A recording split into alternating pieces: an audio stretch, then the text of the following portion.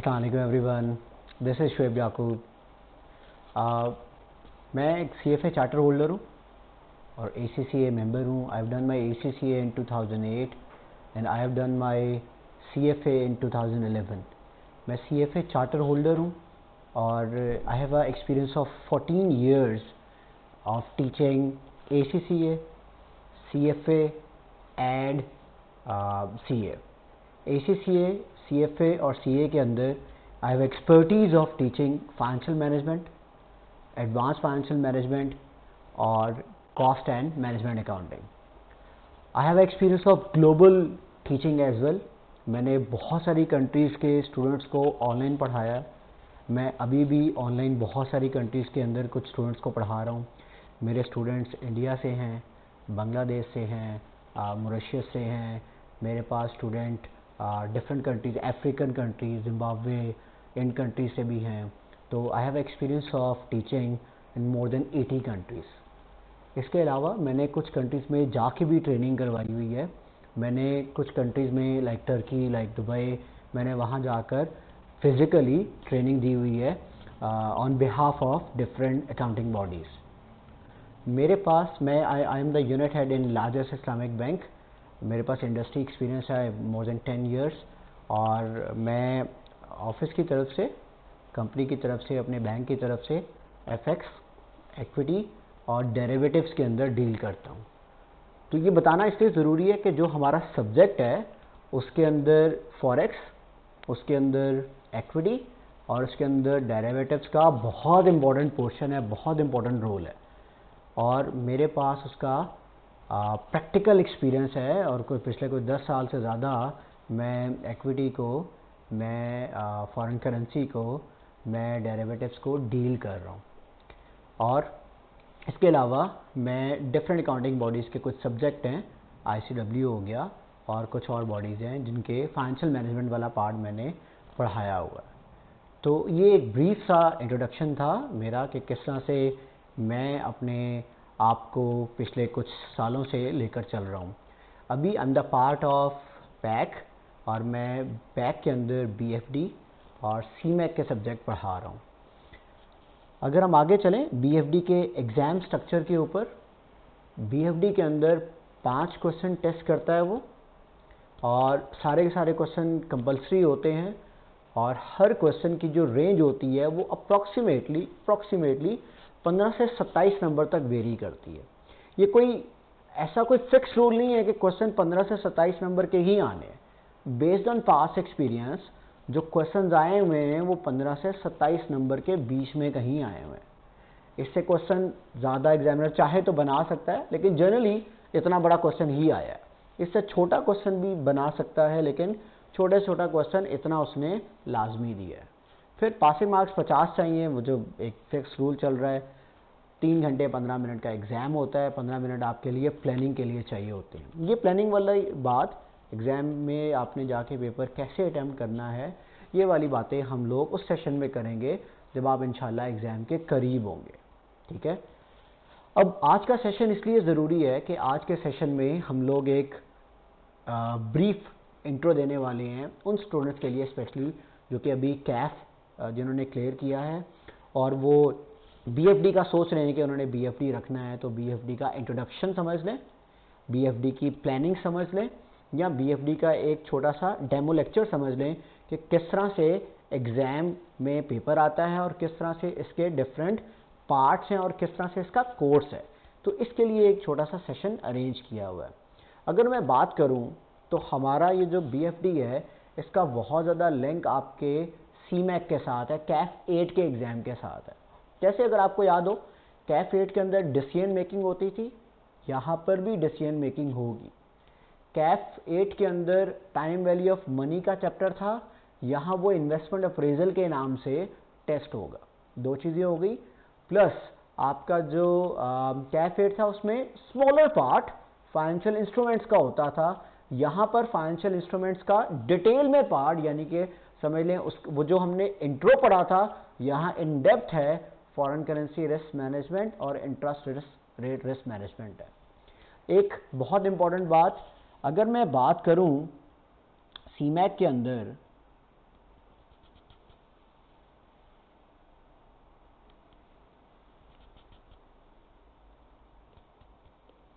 तो सीमैक के अंदर जो आपका पोर्शन था फाइनेंस का, वो अप्रॉक्सीमेटली पोर्शन था कोई, बहुत ही ज़्यादा अगर मैं कह दूं तो वो 20% था,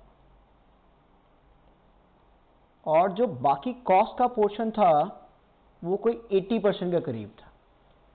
अच्छा, इस 20% में क्या आता है? इस 20% में टाइम वैल्यू ऑफ मनी आता है, इस 20% के अंदर फाइनेंशियल इंस्ट्रूमेंट्स भी आ जाते हैं। बाकी 80% आपके कॉस्ट का एरिया था, जिसमें प्रोसेस कॉस्टिंग, जिसमें स्टैंडर्ड कॉस्टिंग, जिसके अंदर बजटिंग हो गया, जिसके अंदर शॉर्ट टर्म डिसीजन मेकिंग हो गया। अच्छा, बीएफटी के अंदर थोड़ी चीज़ें चेंज है। बीएफटी के अंदर क्या है? बीएफडी के अंदर जो फाइनेंस का पोर्शन है वो major, that is a major portion, वो 80% है। फाइनेंस का पोर्शन 80% है, और जो कॉस्ट वाला पोर्शन है, जिसको हम यहाँ पर मैक का एरिया कहते हैं, मैनेजमेंट एंड कॉस्ट अकाउंटिंग वाला एरिया, वो खाली 20% है। तो चीज़ें एग्जैक्टली क्या हो गई हैं? रिवर्स हो गई हैं। सीमैक के अंदर कॉस्टिंग का एरिया 80% था, बजटिंग का फुल फ्लेज क्वेश्चन आता था, स्टैंडर्ड कॉस्टिंग का क्वेश्चन आता था, इसके अलावा प्रोसेस कॉस्टिंग का क्वेश्चन आता था, मार्जिनल एब्जॉर्प्शन कॉस्टिंग का क्वेश्चन आता था, और इन्वेंट्री वगैरह का भी क्वेश्चन आ सकता था। 80% आपका कॉस्टिंग का एरिया था, और 20% फाइनेंस का एरिया था, जिसके अंदर आपका टाइम वैल्यू ऑफ मनी और फाइनेंशियल इंस्ट्रूमेंट शामिल थे।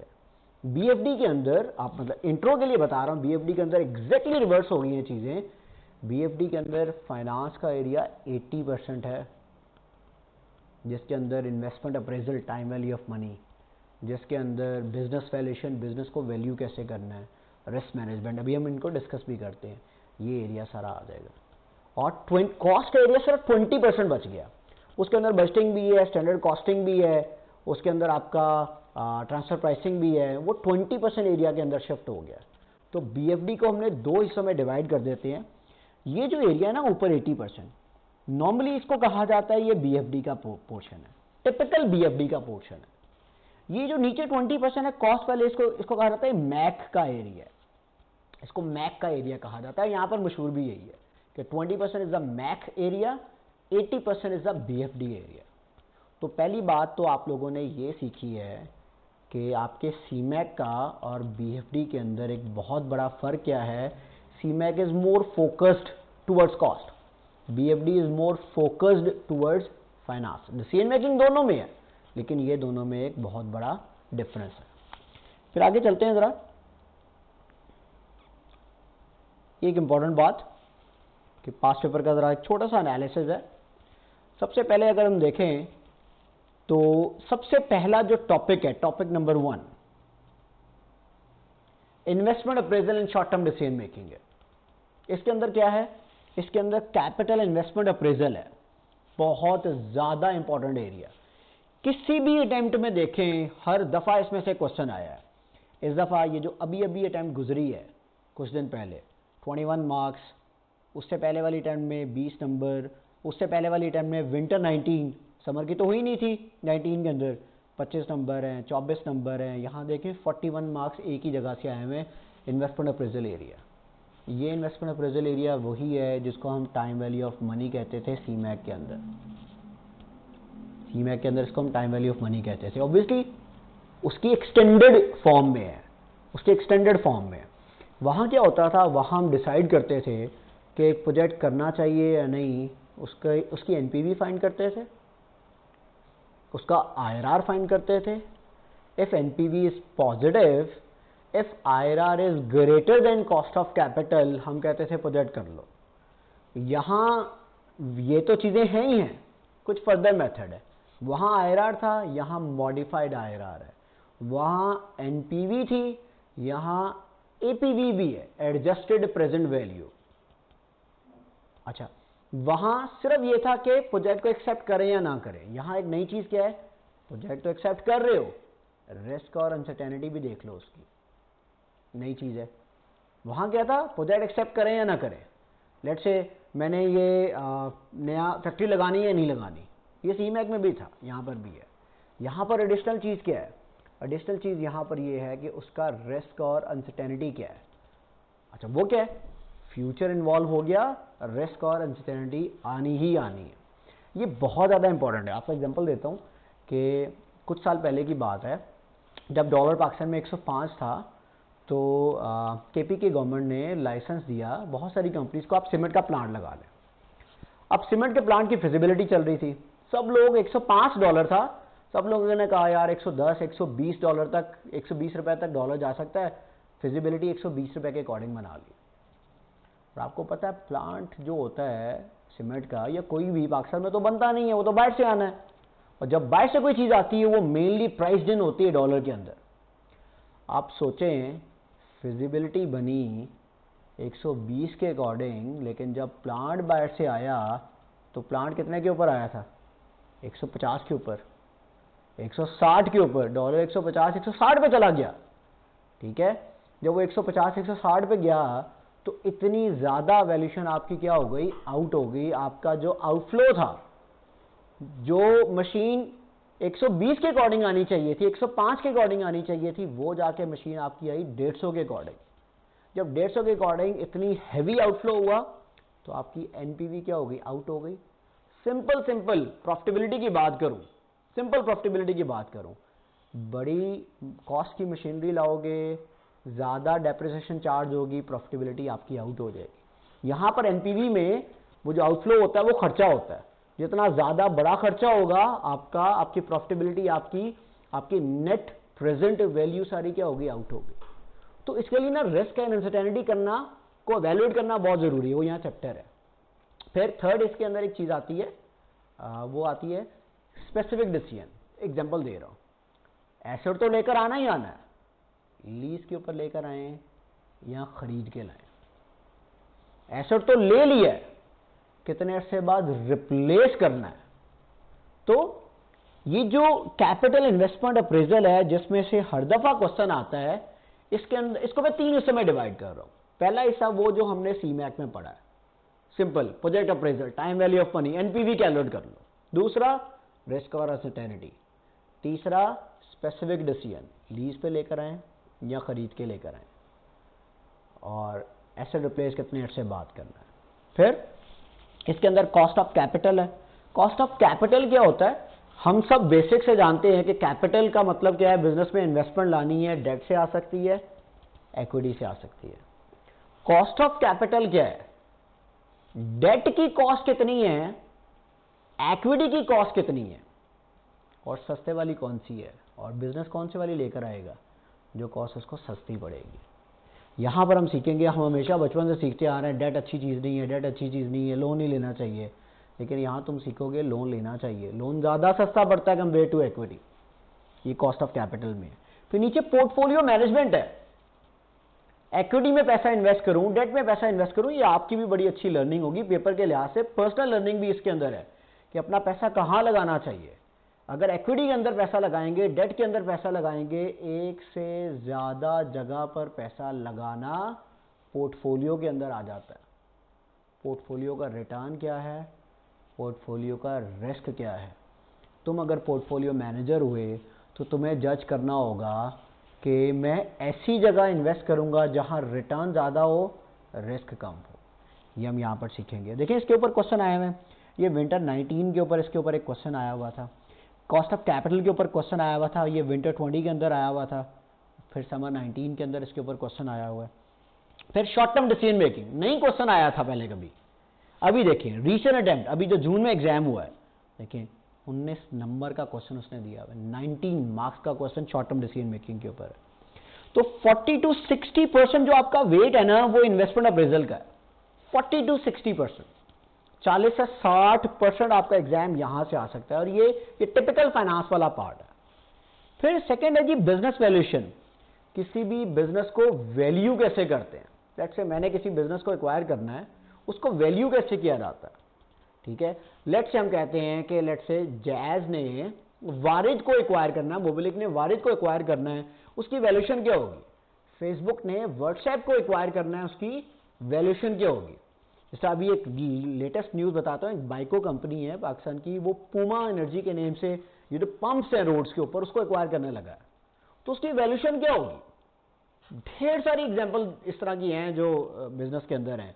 तो बिजनेस वैल्यूएशन क्या है, किसी भी बिजनेस की वैल्यू किस तरह करते हैं। देखो एक बड़ी आसान सी बात है, हम कुछ बाय करने जाते हैं, लेट्स से मैंने पेन बाय करना है, शॉप वाले ने का लिखा होता है 100 रुपये का, मैं निगोशिएट करता हूँ, अगर तो बार्गेनिंग वाली शॉप हुई, नहीं तो मैं 100 रुपये दे के पेन खरीद के ले आऊँगा, फिक्स प्राइस शॉप है, मैं पैसे दूंगा ले आऊँगा।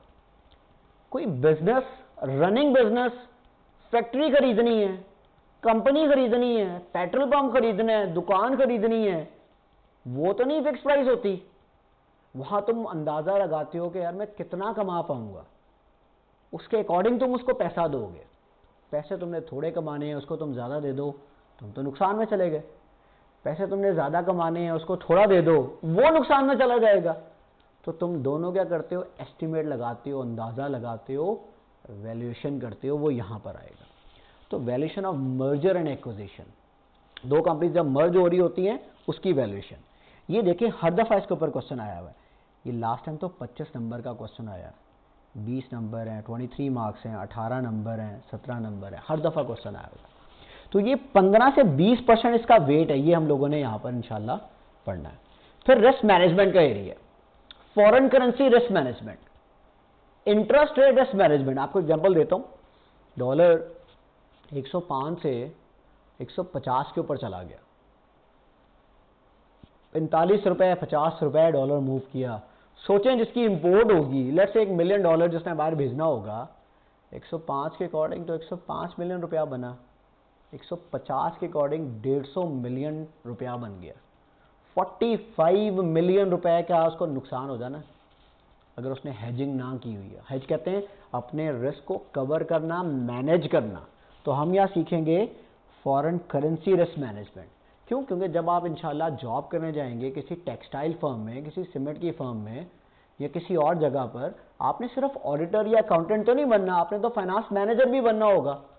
तो फाइनेंस मैनेजर का रोल क्या होता है? अपनी कंपनी के रिस्क को मैनेज करना, हेज करना। तो फॉरेन करेंसी रिस्क मैनेजमेंट में तुम किस रिस्क को हेज करोगे? करेंसी के रिस्क को हेज करोगे। फिर इंटरेस्ट रेट रिस्क मैनेजमेंट, 2019 से 2020 में, 2019 वाले टिपिकल साल के अंदर हमारा इंटरेस्ट रेट 13.5% के ऊपर चला गया था। खैर वो कोविड की वजह से गवर्नमेंट ने फिर कम करके तकरीबन कोई 7% के करीब ले आए हैं। सोचें 6 से 6.5% की इंटरेस्ट रेट की मूवमेंट है।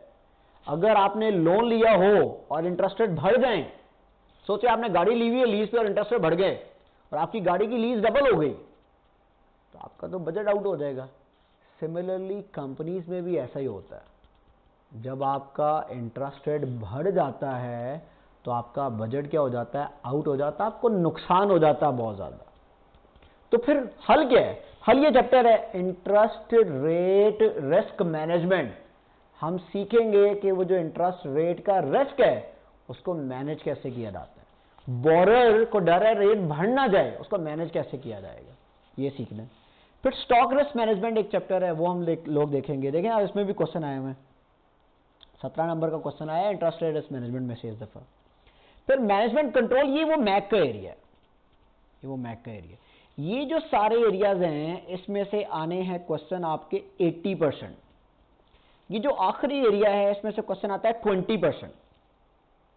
इस दफा जो लेटेस्ट अटेम्प्ट गुजरी है उसके अंदर वर्किंग कैपिटल मैनेजमेंट वाला क्वेश्चन आया हुआ था।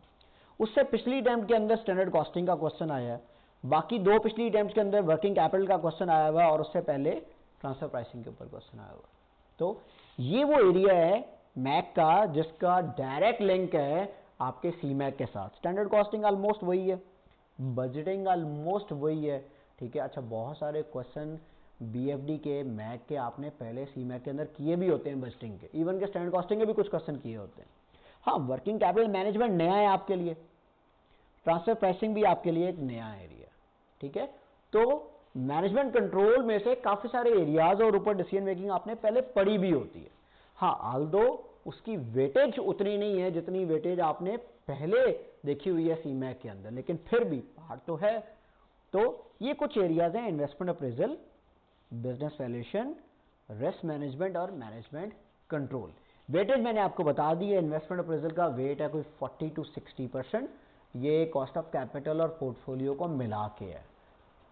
बिजनेस वैल्यूएशन का वेट है 20% अप्रोक्सीमेटली। रिस्क मैनेजमेंट का वेट 20% है और मैक का वेट भी आपका तकरीबन 20% है। अच्छा, अब आगे चलते हैं। स्टडी मटेरियल में क्या होना चाहिए जी? क्लास नोट्स जो मैं पढ़ाता हूँ वो ज़ाहिर है आप नोट कर रहे होते हैं। अच्छा, मेरी आदत ये है कि मैं सारा कुछ वाइट बोर्ड के ऊपर या वो जो टिपिकल बोर्ड होता है उसके ऊपर मैं लिखता हूँ।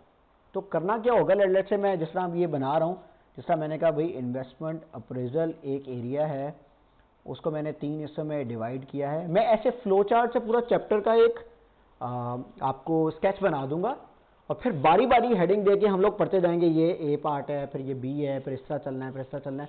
तो class notes are very important.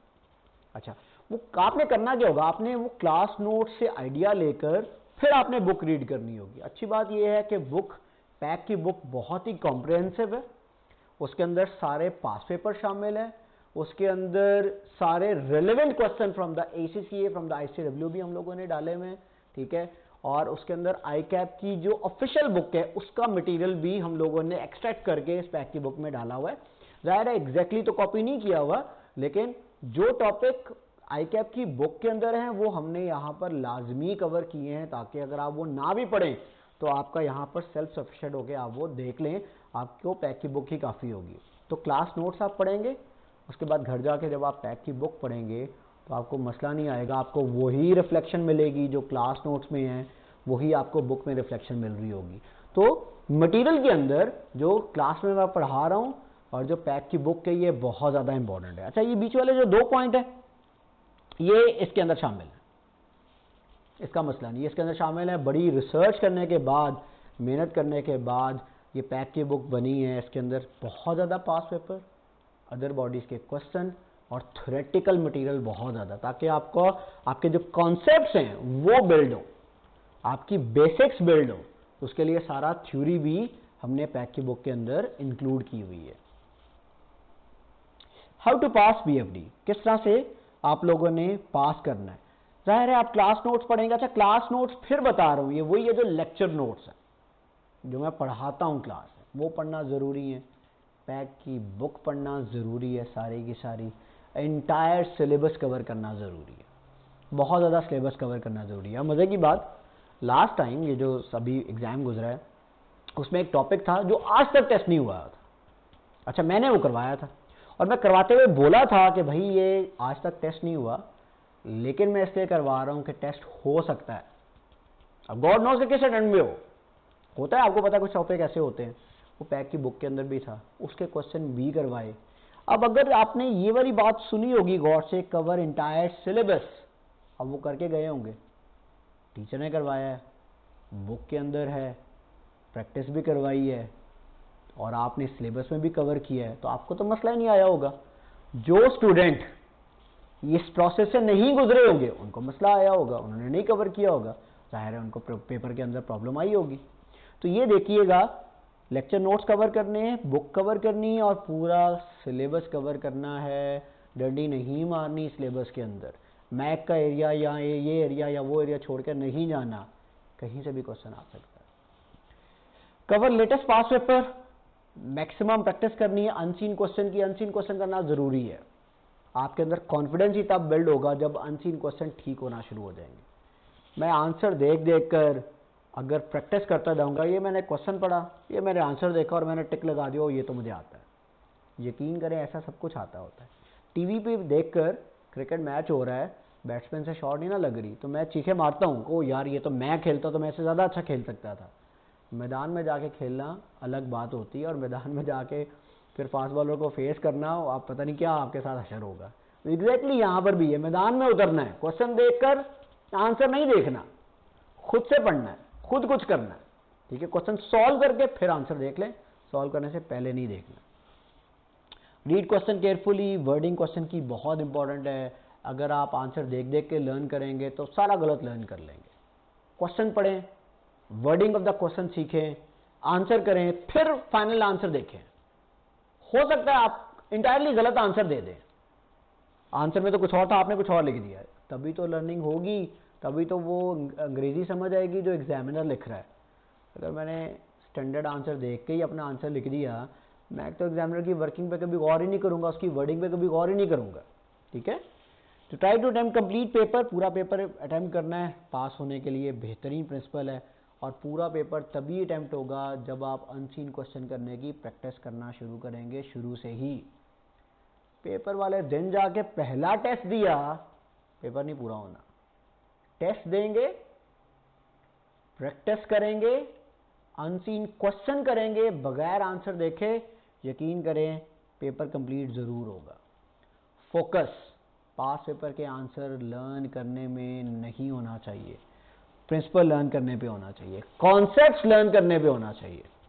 अगर कॉन्सेप्ट लर्न हो गए, अनसीन क्वेश्चन भी आ गया, डिफरेंट क्वेश्चन भी आ गया, यकीन करें आप टैकल कर लेंगे। मैंने देखा है बीएफडी में फेल होने की बहुत बड़ी रीज़न स्टूडेंट का फोकस होता है कि वो क्या कर रहे होते हैं, सिर्फ और सिर्फ पास पेपर के ऊपर फोकस कर रहे होते हैं, पास पेपर के आंसर के ऊपर फोकस कर रहे होते हैं। नुकसान क्या होता है, पास पेपर जैसे क्वेश्चन तो नहीं आएंगे ना, क्वेश्चन तो डिफरेंट आएगा, फिर क्या होगा, फिर आप फंस जाएंगे। तो कॉन्सेप्ट लर्न करना ज़रूरी है। अच्छा, बड़ी इंपॉर्टेंट बात, नोट्स और अजम्पशन देना बड़ी इंपॉर्टेंट बात है। अक्सर क्या होता है, ए पार्ट नहीं आता, बी और सी पार्ट सारे आते हैं, वहाँ ए पार्ट का डेटा अज्यूम करके बी और सी पार्ट सॉल्व करने होंगे। ये हम सीखेंगे, ये देखना ज़रूरी है, ठीक है। तो यहाँ पर ए पार्ट नहीं भी आता, फिर भी आप वो क्वेश्चन विन कर सकते हैं, क्वेश्चन को सक्सेसफुली कंप्लीट कर सकते हैं, जस्ट एक अजम्पशन देके कि भाई ए पार्ट तो नहीं आता, let's assume the data of A, आप बी पार्ट सारा सॉल्व कर ले, बी पार्ट के नंबर मिल जाएंगे, बी पार्ट के नंबर जरूर मिलेंगे। स्टडी टेक्स्ट पूरी की ये खैर बात ऊपर कवर हो गई है। किस तरह से पढ़ना है जी, डेली बेसिस के ऊपर आपने लेक्चर्स रिवाइज करने हैं, छोटी छोटी एग्जांपल जो क्लास में करवाई जाती हैं वो लाजमी सॉल्व करनी है, वो सॉल्व करें, कॉन्सेप्ट्स क्लियर करें, होम असाइनमेंट आपने सॉल्व करनी है हर क्वेश्चन करने के बाद। अच्छा, मेरी आदत ये है कि मैं तकरीबन सारे क्वेश्चन करवाता हूँ, लेकिन आपको पता है बहुत ज़्यादा क्वेश्चन है, इतनी ज़्यादा अटैम्प्ट्स हैं, इतनी अकाउंटिंग बॉडीज़ हैं, बहुत ज़्यादा क्वेश्चन है। तो जो क्वेश्चन मैं असाइनमेंट में देता हूँ, मैं डिस्कस नहीं कर पाता, मैं उनको अपलोड कर देता हूँ यहाँ पर, ताकि आप लोग वहाँ जाके देख लें। मेरी ही रिकॉर्डिंग, मेरी ही आवाज़ में कॉम्प्रिहेंसिव वे में वहाँ पर रिकॉर्डिंग मौजूद होगी। आप वो जाकर सारा का सारा रेफ़र कर सकते हैं, उससे समझ सकते हैं, ठीक है। यानी कि ऑन द वो लाइव तो टीचर नहीं मिल रहा, लेकिन रिकॉर्डेड टीचर आपको वहाँ पर मिल रहा है। तो आधे से ज़्यादा क्वेश्चन तो आपके यहीं पर आपके सॉल्व होना शुरू हो जाएंगे मसले आपके। ये देख लीजिएगा जी, टेस्ट में लाजमी अपेयर होना है। बार बार कहते हैं, वो क्लास की बहुत कम अटेंडेंस होती है टेस्ट के अंदर। टेस्ट जितने ज़्यादा देंगे, फाइनल पेपर में आप उतने सक्सेसफुली तैयार होंगे। यकीन करें, एक एग्जांपल है, वही देता आ रहा हूँ बचपन से, कि अगर तुम्हारा मैच ऑस्ट्रेलिया में पर्थ के ऊपर है और तुम कज़ाफ़ी स्टेडियम के ऊपर प्रैक्टिस करके जाओगे, फारिग हो जाओगे। अगर बीएफडी का एग्ज़ाम देना है, मुश्किल एग्ज़ाम है, जब तक तुम टेस्ट में नहीं जाओगे, टेस्ट नहीं दोगे, अनसीन क्वेश्चन नहीं करोगे, पेपर नहीं टैकल होगा। आंसर देखकर लर्निंग करके आप समझते हैं कज़ाफ़ी स्टेडियम के अंदर मैंने प्रैक्टिस कर ली, पर्थ में जब वो ब्रेटली की गेंदें पड़ेंगी आपको तो मसला होगा। तो ये एक बात कर रहा हूँ, सिर्फ समझाने के लिए ऐसी एग्जांपल दी है कि अनसीन क्वेश्चन टेस्ट में ही अच्छे लगते हैं, वही देने चाहिए। कोई क्वेरी है, क्वेश्चन है, आपने डेली बेसिस के ऊपर उसको सॉल्व करना है। डेली बेसिस के अगर आप उसको पूछ लेंगे, टीचर से सॉल्व कर लेंगे, मसला मसाइल हल कर लेंगे, तो पेंडिंग इशू में नहीं जाएगा। अक्सर क्या होता है, स्टूडेंट क्या करते हैं, बाद में लेक्चर कवर करना शुरू करते हैं, वो फिर पूरे 4-4, 5-5 पेजेस भर कर ले आते हैं, सर ये मेरी क्वेरीज है। क्यों? क्योंकि मैंने तो लेट ज्वाइन किया था, मैंने तो सर पहले पूछा नहीं, अब मैंने पढ़ना स्टार्ट किया है। नुकसान क्या होता है, ये फिर भी समझदार स्टूडेंट है जिन्होंने क्वेरीज लिख ली हैं, बहुत सारे तो लिखते ही नहीं हैं। वो पेपर वाले दिन या पेपर वाले दिनों में उनको जाके याद आता है, यार ये तो मेरी चीज़ें रहती हैं। तो प्लीज़ जिनके क्वेश्चन हैं, क्वेरीज हैं, वो सेम डे पे उसको सॉल्व करना शुरू करें। अच्छा जी, आगे चलते हैं। अब एक as a demo lecture, as a sample हम लोग एक टॉपिक पकड़ते हैं, उसको ज़रा डिस्कस करते हैं। तो एक बड़ा अच्छा टॉपिक है foreign currency risk management. Aldous आपने सीमैक के अंदर, कैफेड के अंदर, कैफ लेवल के ऊपर ये नहीं पढ़ा हुआ, लेकिन टॉपिक बड़ा इंटरेस्टिंग है। तो इस टॉपिक को मैंने चूज किया है ताकि हम इसके ऊपर थोड़ी डिस्कशन कर सकें, ताकि आपको आइडिया हो कि किस तरह से BFD के अंदर चीज़ें चलती हैं जी। आगे चलते हैं जी। हमने क्या क्या चीज़ें पढ़नी है इस चैप्टर के अंदर? हमने पढ़ना है ji how to convert currency, currency कैसे कन्वर्ट करते हैं। चैप्टर का नाम है foreign currency risk management. Foreign currency बाहर वाली करेंसी है, उसके रिस्क को मैनेज करना है। सर हमें क्या टेंशन है बाहर वाली करेंसी से, हम तो पाकिस्तान में बैठे हैं। पाकिस्तान एक्सपोर्ट भी करता है, पाकिस्तान इंपोर्ट भी करता है। हमारी कोई 20 से 25 अरब की एक्सपोर्ट है, कोई 40 to 50 बिलियन डॉलर की हमारी इंपोर्ट है। और भाई उसको मैनेज भी करना है। तुम जिस भी बड़े ग्रुप में, बड़ी कंपनी में जॉब करोगे इन फाइनेंस डिपार्टमेंट, तुम्हें ये चीज़ें देखनी पड़ेंगी। इसलिए ये चैप्टर बहुत ज़्यादा इंपॉर्टेंट है। How to convert currency. Currency convert करना तो इवन आप उम्रे पे जा रहे हैं तब भी करनी पड़ती है। घूमने जा रहे हैं बाहर, लेट से आप शादी के बाद हनीमून पे यूरोप जा रहे हैं, तो यूरो खरीदने हैं तो करेंसी तो कन्वर्ट करनी पड़ेगी ना। तो ये सीखना बड़ा ज़रूरी है, ठीक है। How currency fluctuate. अच्छा ये बड़ी इंपॉर्टेंट बात है, करेंसी कैसे फ्लक्चुएट करती है। अचानक डॉलर फ्लक्चुएट कर लिया, आप शाम को बैठे आपने टीवी लगाया, कामरान खान साहब ने एक इकोनॉमिस्ट को बुलाया हुआ था और उसे ऊंची ऊंची बोल रहा था आज पाकिस्तान की करेंसी इतनी फ्लक्चुएट कर गई, और वो इकोनॉमिस्ट आगे दलाइल दे रहा है ये रीज़न थी। तो भाई वो रीज़न आप भी बता सकते हो, सिर्फ ये चैप्टर पढ़ना है, ये वाला एरिया पढ़ना है, आप भी बता सकते हो। इकोनॉमिस्ट की एक एक बात समझ सकते हो जो वो कह रहा है, आपको बुलाएगा आप भी बता सकते हैं कि क्या क्या रीज़न है करेंसी फ्लक्चुएट करने की। ये हम सीखेंगे यहाँ पर। Types of foreign currency risk, कौन कौन से रिस्क हैं जो फॉरेन करेंसी रिस्क हैं जो हमें फेस करने पड़ सकते हैं, हमारी कंपनी को फेस करने पड़ सकते हैं, और उनको हेज करने के, उनको कवर करने के, उनको मैनेज करने के मेथड्स क्या हैं। तो जो चैप्टर का वेट है वो सारा इधर है। ये शुरू वाली चीजें इंट्रोडक्शन है। हम जरा शुरू वाली बेसिक चीजें जरा देखने लगे। ज़ाहिर है जब इंशाल्लाह इसको पढ़ेंगे तब हम इंशाल्लाह इसको डिटेल में देखेंगे। यहां पे आने दीजिए। अच्छा सबसे पहले लिखा हुआ है 155 रुपी ओवर डॉलर। ये जो है ना 155 रुपी ओवर डॉलर, इसको बोलते हैं एक्सचेंज रेट। इसको एक्सचेंज रेट बोला जाता है, इसको स्पॉट रेट बोला जाता है, इसको करंट रेट बोला जाता है। वैसे प्रैक्टिकली बताऊं तो आज के रेट को रेडी रेट कहते हैं। स्पॉट रेट उसको कहते हैं जिसने 2 दिन बाद सेटल होना हो। आज खरीदेंगे 2 दिन बाद अकाउंट में आएगा, आज बेचेंगे 2 दिन बाद अकाउंट से जाएगा। लेकिन हम यहां पर स्पॉट रेट को आज का रेट ही कहते हैं। ये एक प्रैक्टिकल बात मैंने बताई है आपको। 155 रुपए पर डॉलर रेट है। ये जो 155 रुपए पर डॉलर है ना, ये जो यूं लिखा, मैं इसको यहां पर कवर कर रहा हूं। 155 रुपए पर डॉलर जो लिखा हुआ है, ये रुपी है फर्स्ट करेंसी। जो करेंसी न्यूमरेटर में होती है इसको फर्स्ट करेंसी बोलते हैं, जो करेंसी डिनोमिनेटर में होती है इसको सेकंड करेंसी बोलते हैं। अच्छा अब फर्स्ट करेंसी हमेशा न्यूमरेटर में होगी। अब न्यूमरेटर में वो लिखा ही ना, फिर एक और तरीके से देखिएगा, जो करेंसी नंबर के साथ वेरी करती है वो फर्स्ट करेंसी है। 155, 154, 153 रुपया ऊपर नीचे होता है अगेंस्ट $1। वो जो जिसके साथ 1 लगा हुआ है ना वो सेकंड करेंसी है। इसको लिखने का डिफरेंट तरीके, पेपर में यू भी आ सकती है। 155 रुपए इज इक्वल टू $1। यू भी लिखा जा सकता है $1 इज इक्वल टू 155 रुपया। जिस भी तरीके से लिखे आपको तो पता चल रहा है ना कि 155 रुपए पर डॉलर है।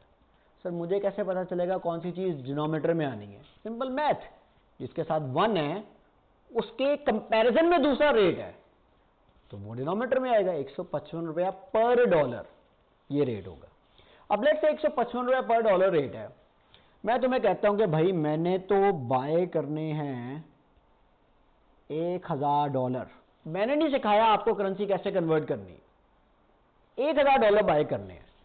मुझे आंसर चाहिए रुपीस के अंदर, मुझे रुपए के अंदर आंसर चाहिए।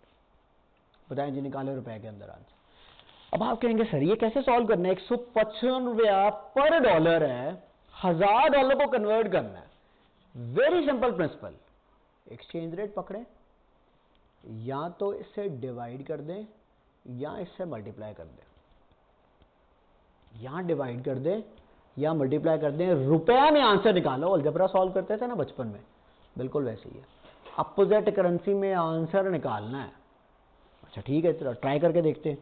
अब मैंने क्या ट्राई किया जी, मैंने कहा $1000 है, डिवाइड कर देता हूं, मुझे पता है डिवाइड नहीं करना लेकिन सीखते हैं। 155 रुपया पर डॉलर।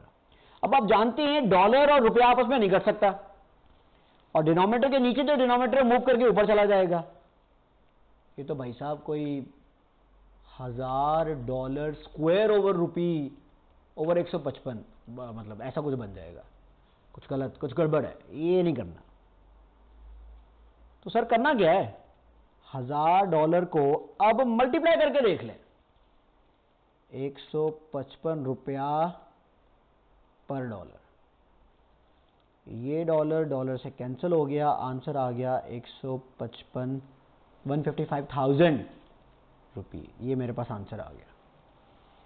तो भाई सिंपल असूल, एक्सचेंज रेट पकड़ें, या तो करेंसी के साथ डिवाइड कर दें या मल्टीप्लाई कर दें, डिवीजन से आंसर आ जाए तो डिवाइड कर दें, मल्टीप्लिकेशन से आंसर आ जाए तो मल्टीप्लाई कर दें। अब आप कहें सर ये ऐसा मुझे हर दफा सोचना है, इट्स वेरी सिंपल। कैसे, सिर्फ एक चीज देखो, एक प्रिंसिपल होता है लाइक विद लाइक। इधर क्या है, न्यूमरेटर में डॉलर, ये यहां यूं देख लेते हैं, इधर क्या है, न्यूमरेटर में डॉलर। एक्सचेंज रेट में क्या है, रुपी। तो जब दोनों के न्यूमरेटर सेम ना हो, देखो ना, एक्सचेंज रेट में क्या है, रुपी, जब दोनों के न्यूमरेटर सेम ना हो तो आप उसको डिवाइड नहीं कर सकते। हमने पढ़ा हुआ है सिंपल मैथ, आप उसको डिवाइड नहीं कर सकते, ठीक है। तो जब दोनों के न्यूमरेटर सेम नहीं है तो आपने इसको क्या कर देना है, मल्टीप्लाई, 155 रुपया ओवर डॉलर। जब जब दोनों के न्यूमरेटर डिफरेंट होंगे multiply, otherwise divide. Simple simple principal, ये रटा नहीं है, ये मैथ की लॉजिक है। कैसे, एग्जांपल देखिएगा, $5000 बाय करना है, अपनी करेंसी नहीं है, तो example should be a difficult one, अपनी करेंसी नहीं है बीच में, $5000 बाय करना है, रेट है $1.50 ओवर पाउंड, $1.50 ओवर पाउंड। अब मुझे समझ नहीं आ रही यार, पाउंड में आंसर निकालना है, मैं कैसे निकालूं। सिंपल प्रिंसिपल, न्यूमरेटर सेम है जी सर, सेम है, डिवाइड कर दो, तो आंसर होगा $5000 divide by $1.50 over pound. Dollar dollar will be cancelled out, answer will be in pound, pound में आंसर आ जाएगा। तो भाई अगर न्यूमरेटर दोनों के सेम है तो आप क्या कर देंगे, डिवाइड, अदरवाइज मल्टीप्लाई। देखिएगा अगली एग्जांपल, $9000 बाय करने हैं, $9000 बाय करने हैं तुमने, रेट चल रहा है 1.20 Canadian dollar over US dollar, CAD कहते हैं कैनेडियन डॉलर को। क्या न्यूमरेटर दोनों में सेम है, नहीं सर, तो इसका मतलब डिवाइड तो नहीं हो सकता, क्या होना चाहिए, मल्टीप्लाई। और देख भी लेते हैं, मैथ करके भी देख लेते हैं, मतलब मैं कैलकुलेटर में नहीं सॉल्व करता, मैं पूरा डिटेल से लिख के सॉल्व कर लेता हूं। $9000 into 1.20 Canadian dollar over US dollar, ये ऊपर है ये नीचे है, कैंसल्ड आउट, आपके पास आंसर किस में आ जाएगा जी, कैनेडियन डॉलर में आ जाएगा। मैं सॉल्व नहीं कर रहा, मैं ऐसे लिख रहा हूं, कैनेडियन डॉलर आ जाएगा, ठीक है, आपके पास कैनेडियन डॉलर में इधर अमाउंट आ जाएगी। तो पता चल गया sir, like with like, numerator same है, डिवाइड वरना मल्टीप्लाई। इधर आ जाए, $8000 बाय करने हैं, रेट चल रहा है 1.20 डॉलर ओवर यूरो।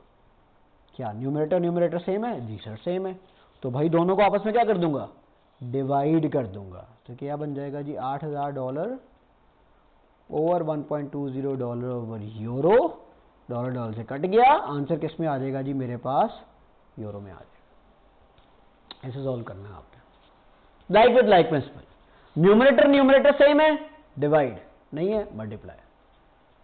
फिर बता रहा हूँ, ये लॉजिक है मैथ की। अलजेब्रा में यही तो करते थे, न्यूमरेटर सेम, डिवाइड वरना मल्टीप्लाई कर देते थे। आई नो बचपन की बातें हैं, लेकिन फिर भी अभी याद तो आ गई है ना आपको। क्या करेंसी कन्वर्ट करना इतना ही आसान है? नहीं, मसला गड़बड़। करेंसी कन्वर्ट करने में 2 रेट शामिल होते हैं, बिड, ऑफर। किसी बैंक के पास जाते हैं और आप कहते हैं कि भाई मुझे करेंसी कन्वर्ट करनी है, वो बाइंग का रेट और बताता है, वो सेलिंग का रेट और बताता है। डॉलर के लिए गए, बैंक कहेगा मैं तुमसे खरीदूंगा 155.10 पे, और अगर मैं कहूंगा भाई अगर मैंने खरीदने हुए as a person from the bank, तो बैंक कहेगा मैं तुम्हें बेचूंगा 155.20 का। वो मुझसे सस्ता खरीदेगा, मुझे महंगा बेचेगा। हमेशा बैंक को फायदा है। ऐसे ये बैंक का कोई वो बदमाशी नहीं है, इट्स अ रूल। बैंक हमेशा फायदे में होगा, हमें हमेशा नुकसान होगा। तो ये बिड रेट होता है, बैंक तुमसे सस्ते रेट पे खरीदता है, बैंक तुम्हें महंगे रेट के ऊपर बेचेगा, इसको बिड ऑफर कहते हैं। The difference between these two will be spread. ये स्प्रेड है, इन दोनों के बीच में जो डिफरेंस है उसको हम स्प्रेड कहते हैं। ये डॉलर है, पाकिस्तान में डॉलर बहुत ज़्यादा ट्रेड होता है, इसका स्प्रेड कम है, कम स्प्रेड होता है।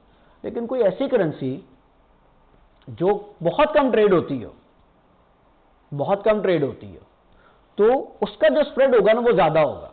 अफ्रीकन करेंसी आ गई, रशियन कोई करेंसी आ गई, और पाकिस्तान में आपको पता है ये ट्रेड ही नहीं होती, बहुत कम ट्रेड होती है। तो ऐसी करेंसी का स्प्रेड क्या होता है, बैंक ज़्यादा चार्ज करता है। जो बहुत ज़्यादा ट्रेड होती है ना दिन में, स्पेशली डॉलर, उसका स्प्रेड क्या होता है, कम होता है। और ये स्प्रेड बैंक की इनकम होती है, ये pure income of the bank है। ये जो स्प्रेड है, बैंक तुमसे सस्ता खरीदेगा, बैंक तुम्हें महंगा बेचेगा। अच्छा ठीक है सर, तो रूल क्या है सर, हमें किसके अकॉर्डिंग सोचना है, बैंक के या अपने? नहीं, हमने बैंक के अकॉर्डिंग नहीं सोचना, हमने अपने अकॉर्डिंग सोचना है। वैसे मेरे लिए बैंक के लिहाज से समझाना आसान है, क्योंकि मैं बैंक में यही काम करता हूँ, एफएक्स डीलिंग ही देख रहा होता हूँ, डेरिवेटिव्स ही देख रहा होता हूँ। लेकिन करेंसी कन्वर्ट करते वक्त आपने हमेशा अपने लिहाज से सोचना है। And remember the rule, bank को हमेशा फायदा, आपको हमेशा नुकसान। तो एक गोल्डन प्रिंसिपल है करेंसी कन्वर्ट करने का, एक गोल्डन प्रिंसिपल। अच्छा वो क्या है ji? Always consider yourself at adverse position. अपने आप को हमेशा आपने एडवर्स पोजीशन पे रखना है, हमेशा। अच्छा एडवर्स पोजीशन का मतलब, अच्छा सर इसका मतलब तो बताएं। बैंक को हमेशा फायदा, आपको हमेशा नुकसान। अपने आप को हमेशा एडवर्स। देखें ये वाहिद एक ऐसा एरिया है पूरे बीएफडी में, पूरी फाइनेंशियल मैनेजमेंट में, जिससे मैं आपको कह रहा हूं कि अपना नुकसान सोचो, वरना डिसीजन मेकिंग, फाइनेंशियल मैनेजमेंट, पैसे का लेन देन, अपना फायदा सोचना है। लेकिन करेंसी में आपको नुकसान होना है। एडवर्स पोजीशन, सर मतलब तो बताएं एडवर्स पोजीशन का। 2 मतलब है। अगर रिसीट हुई, पैसे मिलने हुए, तो कम मिलेंगे, कम मिलेंगे। अगर पेमेंट हुई, पैसे देने हुए, तो ज्यादा देने पड़ेंगे, पैसे ज्यादा देने पड़ेंगे। तो याद रखिएगा, when dealing with converting foreign currency, it is important to consider the following point. Always consider yourself at adverse position. In case of receipt, कम पैसे मिलने, दिमाग में बिठा लें कम पैसे मिलने। दिल करता है ज्यादा पैसे लेने को, लेकिन बैंक नहीं मानेगा। आपने अपने आप को एडवर्स पोजीशन में रखना है, आपने अपने आप को एडवर्स पोजीशन में रखना है। इन केस ऑफ पेमेंट, आपको पैसे ज्यादा देने पड़ेंगे, आपको पैसे ज्यादा देने पड़ेंगे। तो जब भी रसीद होगी कम पैसे, जब भी पेमेंट होगी ज़्यादा पैसे देने पड़ेंगे। देखते हैं जी, देखो 2 ही तरीके हैं, या तो एक्सचेंज रेट को मल्टीप्लाई होना है या एक्सचेंज रेट को डिवाइड होना है। अब मैं आपको एक केस सिखा देता हूं मल्टीप्लिकेशन का। डिवीजन का केस उसके अपोजिट होता है। कैसे, जरा देखो। इन केस ऑफ रसीट, पैसे मिलने हैं, एक्सचेंज के पास जाते हो, बैंक के पास जाते हो, पैसे मिलने हैं। कब पैसे मिलते हैं? जब करेंसी बेचते हो। कब पैसे मिलते हैं? जब एक्सपोर्ट्स के केस में बाहर से पैसे आते हैं, बेचते हो।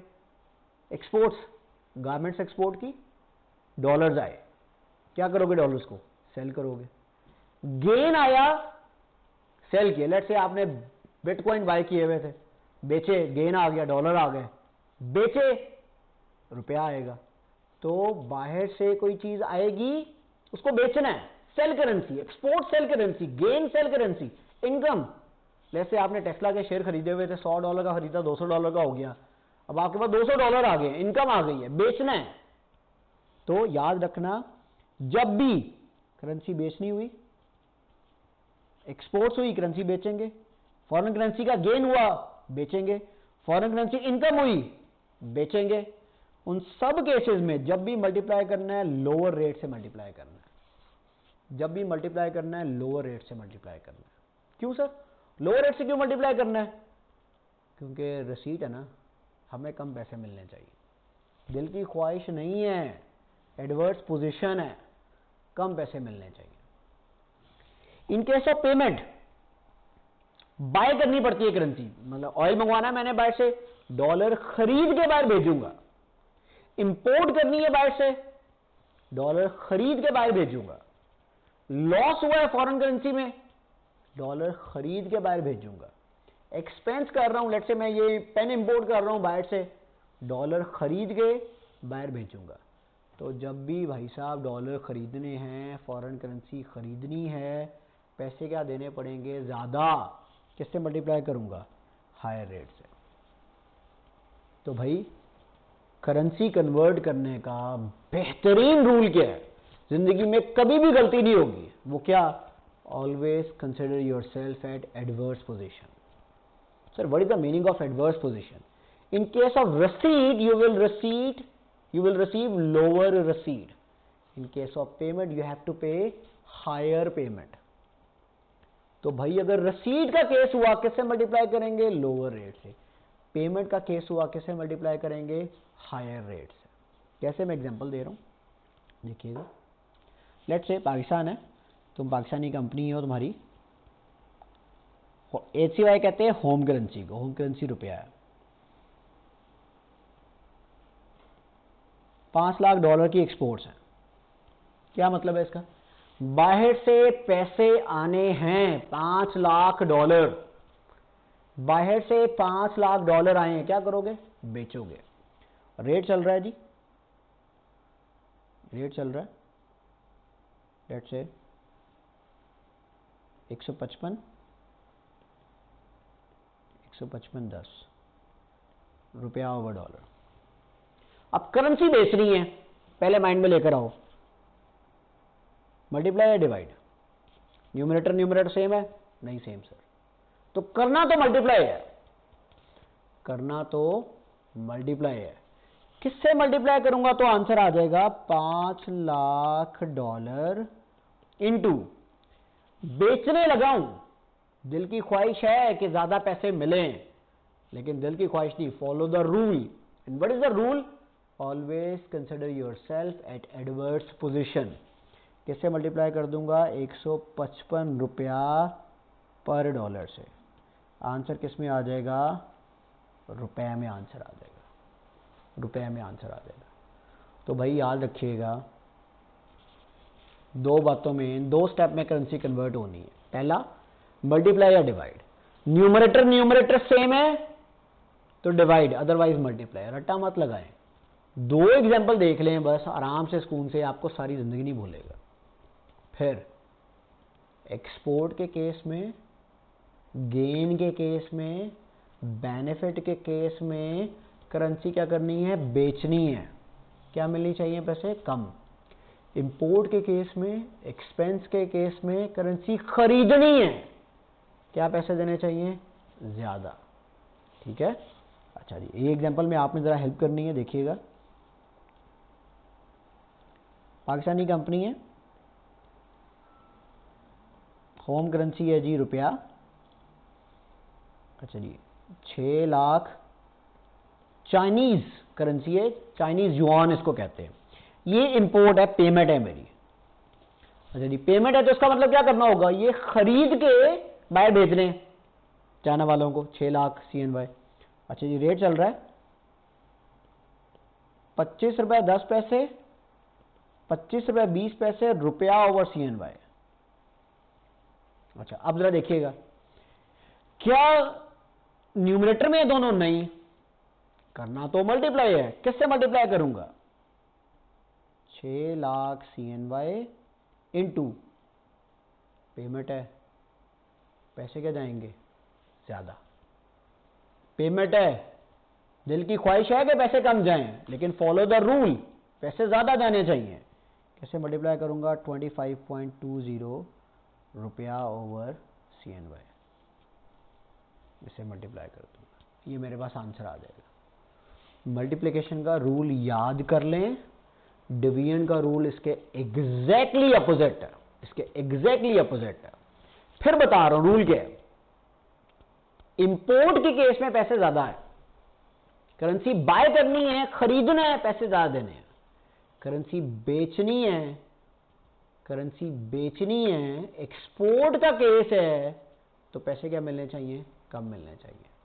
मल्टीप्लिकेशन में पैसे कम कैसे मिलेंगे, लोअर से मल्टीप्लाई करो, मल्टीप्लिकेशन में पैसे ज्यादा कैसे देने पड़ेंगे, हायर से मल्टीप्लाई करो। अच्छा अब जरा देखिएगा डिवीजन के केस में क्या होगा, in case of receipt, sell currency, export, gain, income, इन सब केसेस के अंदर बेचना है, पैसे क्या आंसर क्या आना चाहिए, ज्यादा या कम, कम आना चाहिए। तो कम कैसे आंसर आएगा, हायर से डिवाइड करके, हायर से डिवाइड करके। In case of payment, buy currency, import, loss और एक्सपेंस, सब केसेस में आपने करेंसी खरीदनी है, करेंसी खरीदने के लिए यू हैव टू पे, और पेमेंट क्या करनी है, ज्यादा, जब पेमेंट ज्यादा करनी है तो किससे डिवाइड करना है, लोअर रेट से। तो मैं रिकमेंड करूंगा कि हमें तो ज्यादातर क्वेश्चन आने हैं मल्टीप्लिकेशन के, मल्टीप्लिकेशन वाला केस याद कर लें, डिवीजन वाला केस एग्जैक्टली उसके अपोजिट है। मल्टीप्लिकेशन वाला केस याद कर लें, डिवीजन वाला केस उसके एग्जैक्टली अपोजिट है। कैसे, कुछ एग्जांपल करते हैं, जरा देखिएगा, याद है। बाय है जी $50,000, अब बाय का मतलब समझते हैं, यू हैव टू पे। अब जेन में एक दफा सोच कर देखें, बाय है, यू हैव टू पे, तो पे क्या करना होगा, ज्यादा, ठीक है सर ज्यादा, तो करना तो मल्टीप्लाई है, तो किससे मल्टीप्लाई करूंगा, 155.20 से।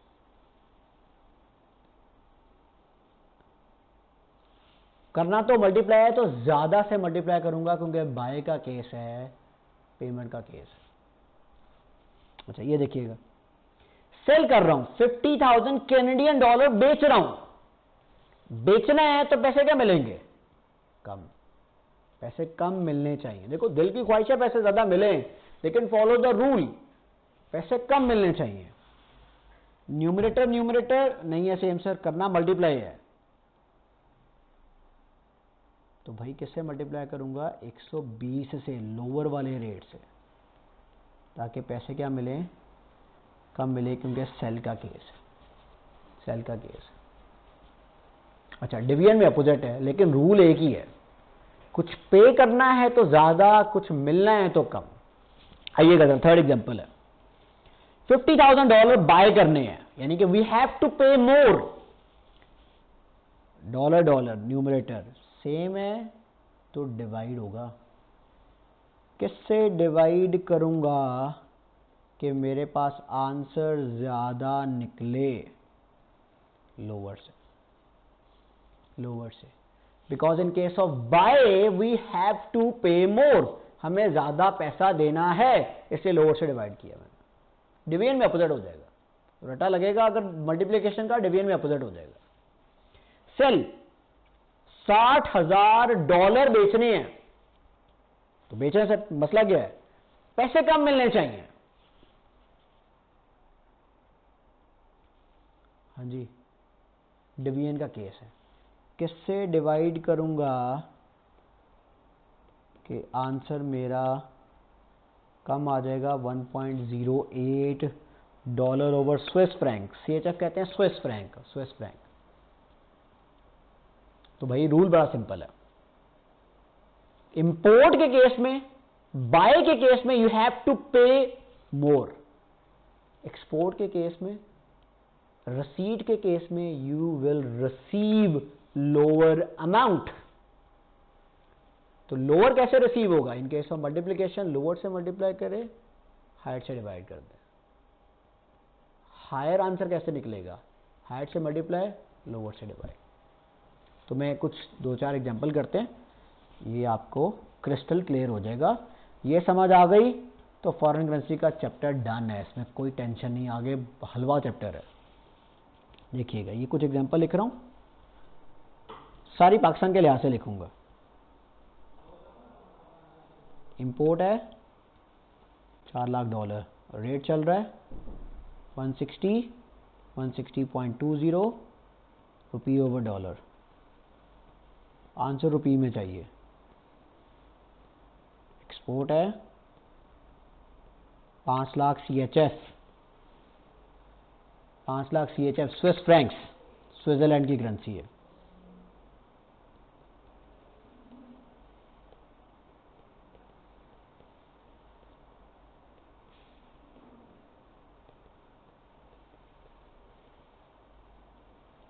रुपीस में आंसर चाहिए। थर्ड एग्जांपल है, दुबई घूमने जा रहे हो, AED चाहिए 4000, 42.20, 42.40 का रेट चल रहा है।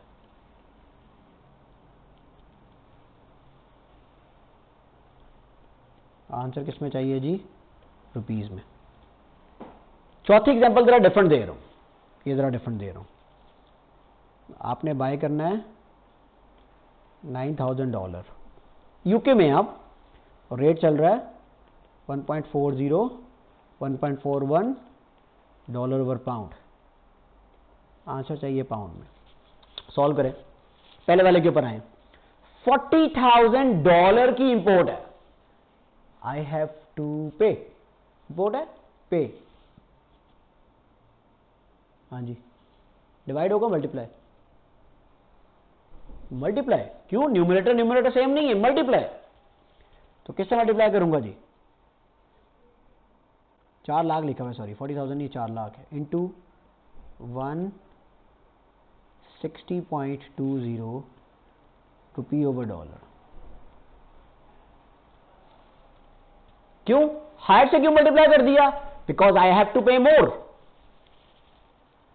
इधर आ जाए, 5 लाख CHF की एक्सपोर्ट्स हैं, बाहर से CHF आए हैं। एक्सपोर्ट का मतलब क्या होता है? तुमने गुड्स भेजी, बाहर से पैसे आए हैं, $5 लाख स्विस फ्रैंक्स आ गए हैं, बेचो। हाँ जी, मल्टीप्लाई करना है, बेचने के लिए किससे मल्टीप्लाई करना है? लोअर से हायर से? सर लोअर से पैसे कम तभी तो मिलेंगे।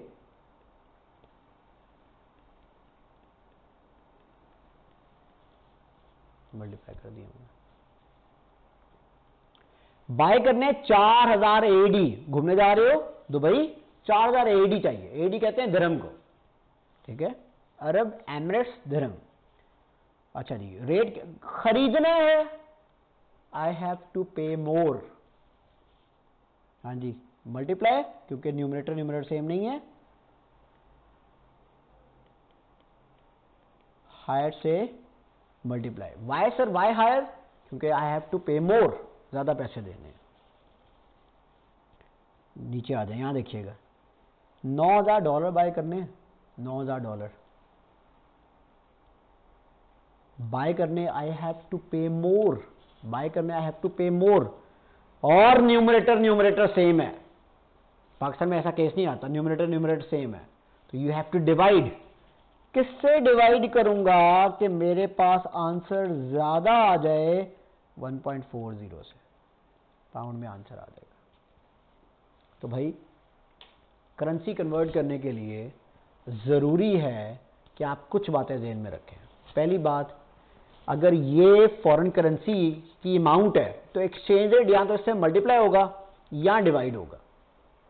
सर कैसे पता चलेगा? बड़ा सिंपल है, वैसे तो तुम्हें देख के पता चल जाना चाहिए, अलजेब्रा तो सबने पढ़ा होता है, बहुत बेसिक टेक्निक है। नहीं चलो सिंपल रट्टा भी लगाना है अगर, तो अगर लाइक विद लाइक का प्रिंसिपल माइंड में रख लो, इसकी currency numerator of both are same तो डिवाइड, अदरवाइज मल्टीप्लाई। ठीक है सर, ये स्टेप हो गया।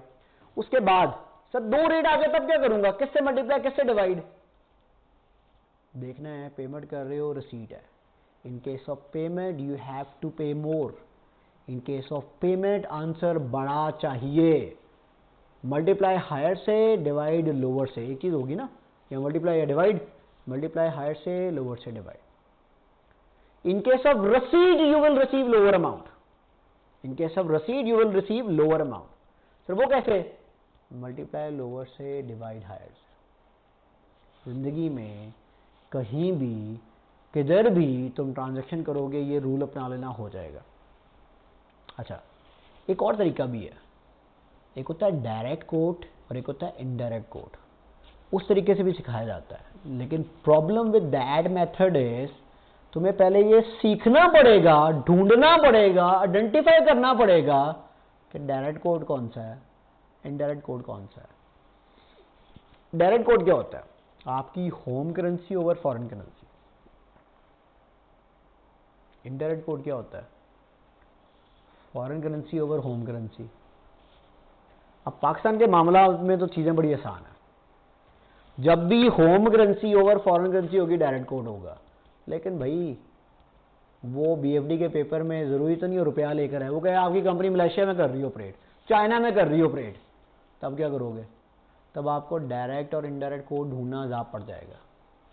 ये जो मैंने मेथड सिखाया है, कहीं भी whether it is a direct code, whether it is a indirect code, whether it is according to the Malaysia, according to the Pakistan, according to the China, आपका आंसर गलत नहीं होगा, हमेशा आपका आंसर ठीक होगा। अच्छा, मेरी आदत है मैं करेंसी कन्वर्जन सिखाने के बाद डायरेक्ट कोड इनडायरेक्ट कोड सिखाता हूं। रीजन, ताकि स्टूडेंट को पेपर में ये टेंशन ही ना हो कि किसकी करेंसी ऊपर है किसकी करेंसी नीचे है, होम करेंसी देखें फॉरेन करेंसी देखें, ताकि वो इस गड़बड़ में पड़े ही ना।